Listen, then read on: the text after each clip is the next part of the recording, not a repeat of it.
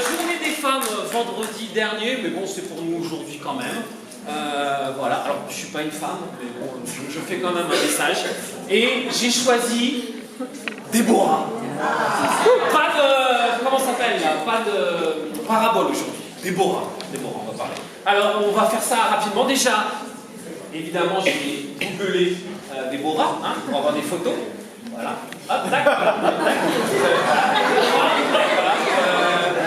Donc, juge, prophétesse, tout ça, elle a l'air plutôt sérieuse. Je suis sûr que dans votre tête, si vous pensez bien, il y a une Déborah dans l'assemblée. Plusieurs. On dit, ça c'est cette sœur-là.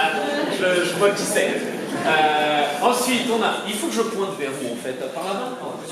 Alors ça, c'est la liste. Alors, nos enseignants, il y a donc 12 juges. Moi, je ne savais pas, évidemment. 12 juges dans l'histoire d'Israël. Et ceux qui sont en haut sont ceux qui sont déclarés importants.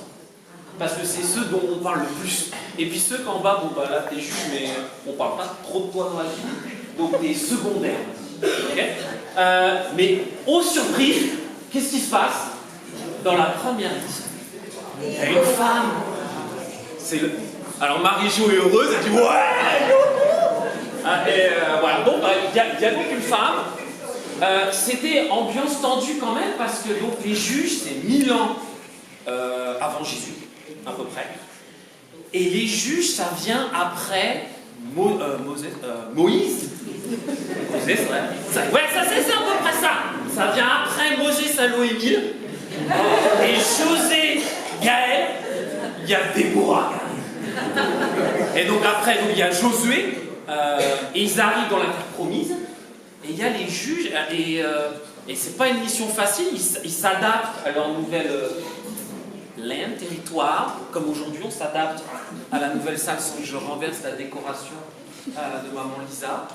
Et comme dans nos vies, quand on subit pas mal de circonstances autour de nous, il y a des gens qui veulent nous attaquer, il y a des méchants, l'église fait un peu n'importe quoi de temps en temps, on a plusieurs dieux, etc.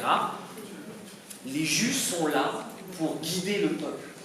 Et pour les juifs, c'est une étoile qui guide les juges. Comme les mages ont été attirés par l'étoile qui les amène à Jésus, les juges sont des étoiles qui guident. Et là, l'étoile va être une femme. Incroyable. Amen. Les femmes peuvent être des étoiles. Ah. Ouais, mais quelqu'un veut bien se mettre à côté là. C'est mon premier passage ou pas? Yes, c'est le premier passage. Juge 2. Alors, soit vous ouvrez vos Bibles, soit vous arrivez à peu près à voir l'écran. Là, ça nous donne un peu l'idée de où on est dans la nation d'Israël pendant les juges. L'Éternel fit surgir des juges afin qu'ils les délivrent de ceux qui les dépouillaient. Mais ils n'écoutèrent même pas leurs juges, car ils se prostituèrent à d'autres dieux en se prosternant devant eux. Donc le but de l'étoile, c'est de guider le peuple vers un seul Dieu. Et ça va être le rôle de Déborah.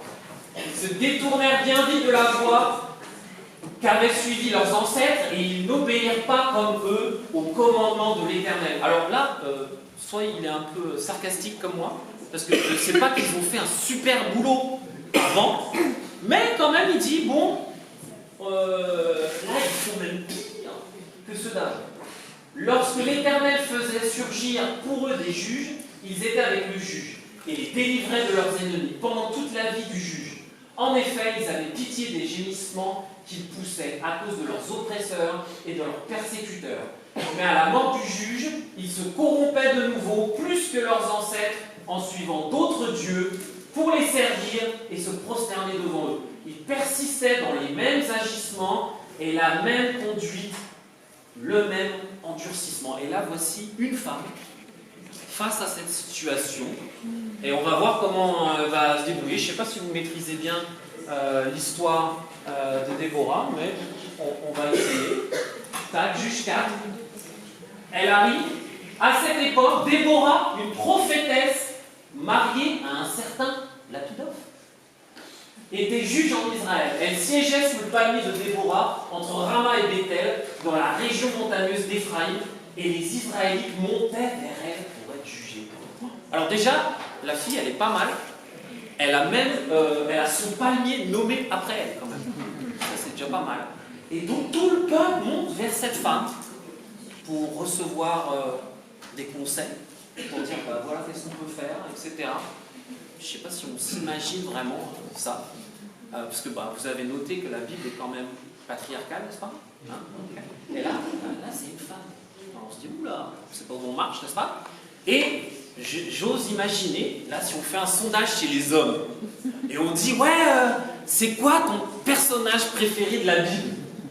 Je sais pas, vous allez dire, bah, Paul, Jésus, Pierre, Jean, Joseph, un petit Ancien Testament. Personne va dire, un frère qui va dire, moi je voudrais être Lapidoth.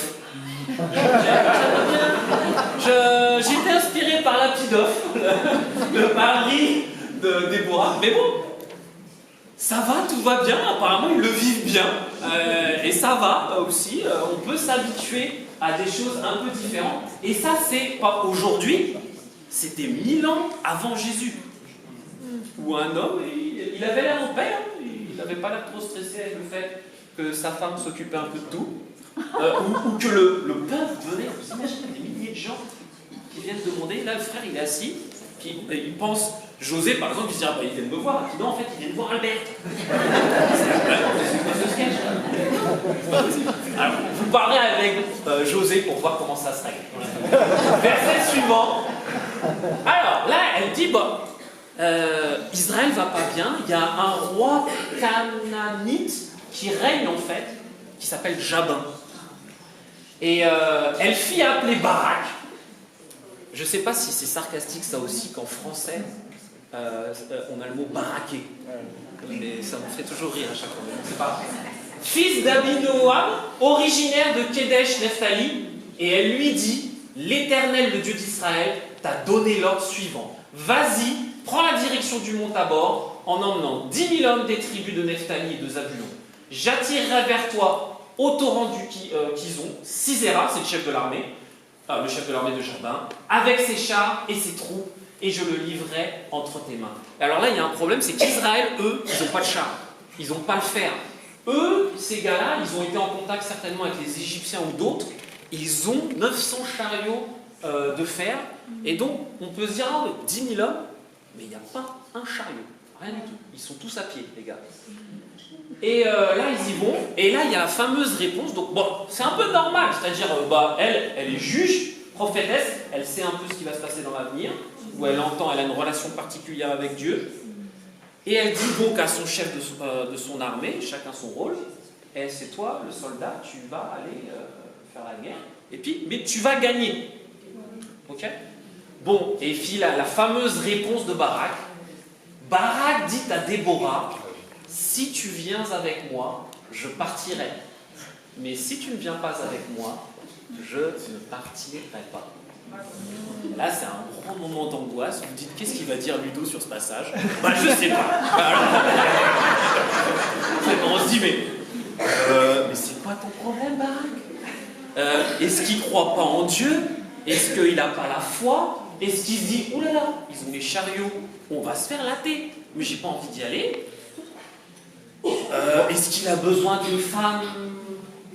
Ce que je comprends pas, c'est qu'à la rigueur, Déborah, elle serait chef de l'armée aussi. Bon, bah, ok, super, on apprend. Mais là, elle n'est pas chef de l'armée, on ne sait pas. Voilà. Je ne sais pas si vous imaginez. C'est nous, on est une église, on se dit, on va faire une équipe de foot. Ok, ça c'est intéressant. Vous vous rappelez, il y a bien longtemps, on faisait ça même. Hein? Et notre capitaine, notre chef de l'armée, ça va être Monsieur Ngoram là-bas. Lève-toi. Voilà, c'est notre Barak à nous. Voilà. Tout de suite, voilà. C'est lui, on va dire, et toi, mon mec, tu vas nous guider vers la victoire de la CAN pour l'ACP de Paris. C'est la base. Et Yannel, il se dit, ok, moi je veux bien guider l'équipe de foot de l'ACP, mais je veux Castrid Chevalier. Laisse-toi. Castrid Chevalier. Lève-toi, Castrid Chevalier. Lève-toi. On voit. Ok. Moi je veux qu'Astrid Chevalier soit titulaire en défense centrale, sinon je joue pas. Bon, on va faire Lionel, mec, t'as pas compris, Astrid Chevalier va pas nous aider dans le match. On est en galère. Je crois qu'on n'arrive pas à réaliser un peu le délire de Barak. On se dit, mais il a un problème, ce gars. Bon, et ils y vont quand même. Et là, on a la réponse d'Astrid Chevalier, qui s'énerve pas. D'ailleurs, Astrid Chevalier, je la vois bien en Déborah, calme. Elle répondit, parce que moi, je me serais énervé. Je me dis, non mais Barak, on te paye, t'es chef de l'armée, t'y vas, c'est tout. On a dit, c'est comme ça. Astrid Chevalier dit, ok Yannel, j'irai avec toi. Bon. Mais tu n'auras aucune gloire sur la voie où tu t'engages. Car c'est entre les mains d'une femme que l'Éternel livrera Sisera. Déborah se leva et se rendit avec Barak à Kédesh. Et là, là aussi, vous demandez qu'est-ce qu'il a dit. Grand stress. Mais moi, je trouve ça incroyable. Déjà, elle s'agite pas, elle est là, bah ok. Bon, bah, j'y vais avec toi. Et je crois que c'est un peu dans nos vies, dans la vie de l'Église, dans le royaume, on a tous un rôle. On a tous, Dieu nous appelle pour sa gloire à faire quelque chose. Et des fois, je ne sais pas si vous avez noté, en fonction des semaines, on dit bah Dieu, j'irai, mais si tu m'envoies quelqu'un avec moi. Cette semaine, moi, je ne vais pas servir. Mon talent, il est pas mal, mais j'ai besoin. Et ça, c'est pas une bonne idée. C'est-à-dire que Dieu vous appelle tous, nous appelle tous. Tous ceux que vous êtes assis ici, on sert le royaume de Dieu. Et on a une mission qui est à nous, qui est la nôtre à nous seuls. Et Dieu a prévu qu'on n'y aille pas avec je ne sais pas qui. Il a mis en nous le talent, le cœur, l'énergie pour faire notre rôle pour le royaume de Dieu. Ça, c'est puissant. Ils arrivent, ils y vont. Qu'est-ce qui se passe? Tac. Bon, il obéit quand même. Barak convoqua les tribus de Zabulon et Naphtali à Kédesh. 10 000 hommes marchèrent à sa suite et Déborah partit avec lui. Alors Déborah, bon, ils arrivent, etc., cette montagne. Alors Déborah dit à Barak, lève-toi, car voici le jour où l'Éternel livre Sisera entre tes mains. L'Éternel ne marche-t-il pas devant toi? Barak descendit du mont Tabor avec 10 000 hommes à sa suite. L'Éternel mit en déroute Sisera, tous ses chars et tout le camp, et les livra à l'épée de Barak. Sisera descendit de son char et s'enfuit à pied. Barak poursuivit les chars et l'armée jusqu'à Azoreth Goïm. Toute l'armée de Sisera tomba sous le tranchant de l'épée sans qu'il n'en reste un seul homme. Vous pouvez là lire la suite. Je voulais vous parler ici, c'est déjà on voit que la victoire dans nos vies, elle appartient à l'Éternel. Nous sommes des fantassins, nous marchons à pied et dans nos vies, nous luttons contre des chars. Il n'y a que l'Éternel qui va nous débarrasser des chars. Des fois, on pense qu'on est un peu on est un peu baraque, on se dit ouais, je vais y arriver avec eux. Et puis, on se prend une défaite dans le nez, puis après, on supplie Dieu. Il dit, s'il te plaît, Dieu, viens à mon aide. N'est-ce pas? On est un peu comme ça au début. On tente un peu de faire style, je vais y arriver à pied. Puis on se prend un coup de lance, et puis après, on dit, ok, d'accord. Je vais appeler Dieu, s'il te plaît, viens m'aider. Et j'aimerais... Là, Déborah, pourquoi? Moi, ce qui m'a touché dans Déborah, c'est qu'elle a la foi. Elle a la connexion avec Dieu. Elle sait que Dieu, par expérience, va lui donner la victoire. Elle a entendu certainement l'Éternel lui dire. Et c'est pareil pour nous. La Bible, la parole est remplie de promesses pour nous, n'est-ce pas? Et des fois, on oublie les promesses. On se dit, vraiment, Dieu va faire ça dans ma vie? Dieu a des promesses qui se réalisent dans toutes nos vies. Tous les jours. Tous les jours. Et Déborah le sait, et Barak ne le sait pas. Il a oublié, il a peur, il s'est dit, peut-être qu'on va perdre. L'Éternel ne marche-t-il pas devant toi? C'est ça que nous avons, frères et sœurs. Tous les jours, l'Éternel marche devant moi. Devant toi, devant tout le monde. C'est pas un Dieu de groupe, genre il marche pour la CP. Il marche là où vous habitez, à votre boulot, à vos études. L'Éternel marche devant toi. Le problème, c'est que souvent, on ne le voit pas, n'est-ce pas? parce qu'on a un Dieu invisible. Et c'est comme ça m'a fait penser à l'histoire de Paul, vous savez, sa conversion. Au début, il a les écailles. Et après, les écailles tombent. Et il devient un homme rempli de foi et de... Ah ouais, on y va. Mais, et je prie que nos écailles, mes écailles, tombent pour qu'on puisse voir l'Éternel, celui qui marche devant nous. Ou encore cette histoire incroyable d'Élisée, n'est-ce pas? Élisée qui, bon, lui pareil, il vient avec ses fantassins et tout, puis il voit des milliers d'armées face à lui, il se dit, oh, on va perdre. Et là, Dieu ouvre ses yeux, n'est-ce pas? Et qu'est-ce qu'il voit sur la montagne au fond? Il voit des chariots de feu. Il voit les anges qui vont être pour lui. Je prie qu'on voit, frères et sœurs, les anges et les chariots de feu qui se battent pour nous chaque jour. Et c'est comme ça qu'on va avoir la confiance de Déborah, cette femme incroyable, quoi, qui va guider le peuple. Hop, on va y arriver.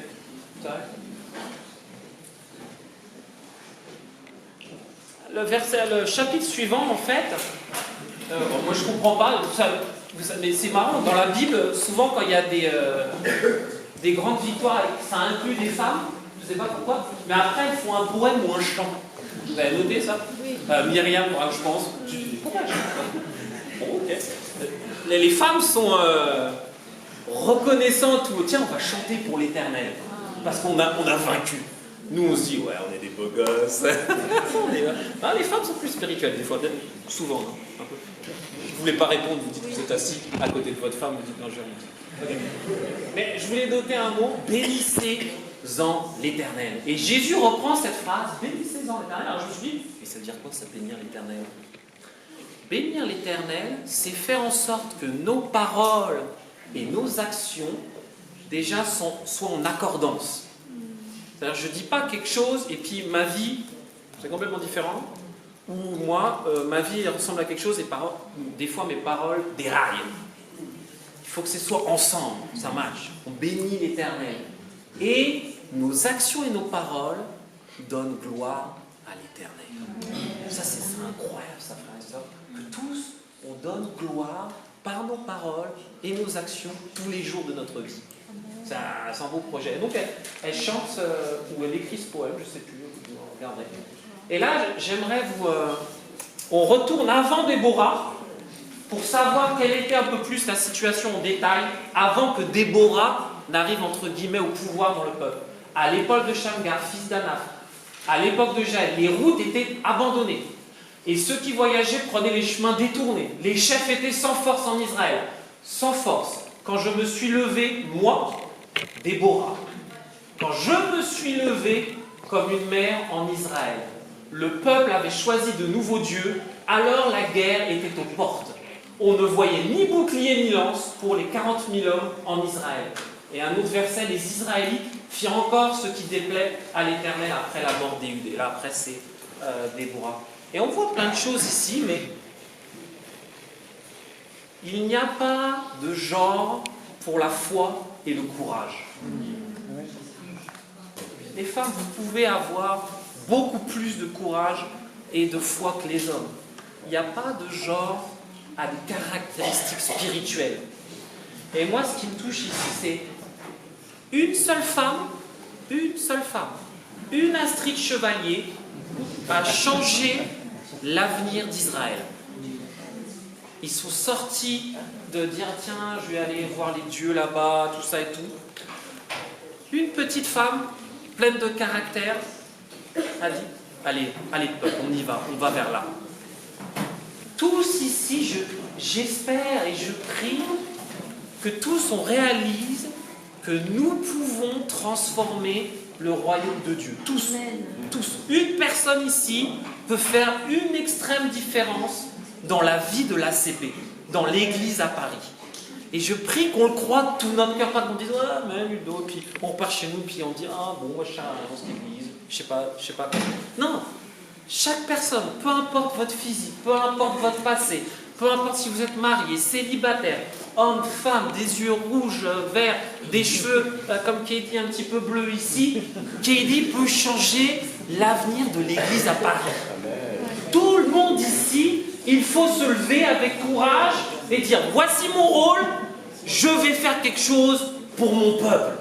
Pas par orgueil, mais par dire parce que Dieu m'a appelé à faire ça. Voilà pourquoi je suis né ici, à Paris, ou pourquoi je suis venu d'Abidjan tout discrètement. C'est pour faire ça, pour servir et donner gloire à l'Éternel. Et là, souvent on dit, ah bon oui, qui c'est qui va changer l'avenir de l'Église? On dit, ah bah les hommes, levez-vous. Bon, et puis les baraques, ils... Et ça peut être les femmes. Les femmes, vous allez changer l'avenir de l'Église à Paris. Pas, attention, hein, pas prendre le pouvoir et bûche, baraque, dégage. Mais influencer spirituellement par votre sagesse, votre humilité, votre foi, c'est ça qui va faire la différence. D'accord. Et là, regardez, une petite Astrid encore, que tous les ennemis disparaissent ainsi éternels. Ceux qui l'aiment sont pareils au soleil quand il paraît dans toute sa force. Nous sommes des soleils. Vous avez bien remarqué que nous vivons dans un monde obscur, n'est-ce pas? Il suffit d'aller dans le métro, ligne 10, et il n'y a pas de soleil ici. C'est nous les soleils. Enfin, c'est la puissance de l'Éternel qui vient nous rendre comme les soleils. Et Déborah sauve le peuple. 40 ans de paix. Il n'y en avait pas eu avant. C'est une femme qui amène la paix. Incroyable. Elle a transformé complètement la nation israélite. Et j'aimerais... Bon, c'est un piège. J'aimerais finir juste par ça. C'est que souvent vous dites, ah bon... Ludo, il a dit que les Déborah, il fallait qu'elles fassent tout. Hein. Et puis, je dis à mon mari, Barak, assis-toi, Marie, s'il te plaît. C'était pas ça. Et en fait, l'histoire, on peut prendre l'histoire de Déborah comme il y a une tension entre les hommes et les femmes. Et l'histoire de Déborah, elle est là pour donner la gloire à l'Éternel. Elle est là pour dire, l'Éternel, avec des fantassins, il nous fait gagner contre des... chariot. L'Éternel, il peut faire gagner la canne avec Astrid Chevalier, titulaire. C'est pas le sujet de une femme ou un homme.